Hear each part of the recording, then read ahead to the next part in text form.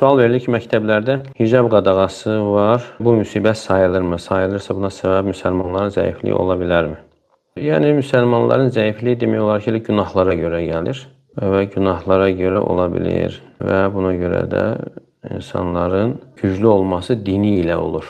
Dini ilə güclü olurlar, ibadəti ilə güclü olur. Nə qədər müsəlmanlar Allaha dönməkdə, Allaha olan ibadətində güclü olarsa və bir o qədər də Allah Teala tərəfindən yardım gələr. Necə ki, Allah Teala buyurur: "İn tansurullah yansurkum və yuthabbit aqdamakum." Əgər siz Allaha yardım etsəniz, Allah Teala sizə yardım edər və qədəmlərinizi sabit edər. Yəni, əgər yardım etsən, yəni Allahın əhkamlarını yerinə yetirsəniz, əmirlərini yerinə yetirib qadağalarından çəkirsəniz, Allah Teala sizə yardım edər. Əgər yerinə yetirməsəniz, yəni əks mənası nədir? Yardım etməz. Əgər istəyiriksə Allah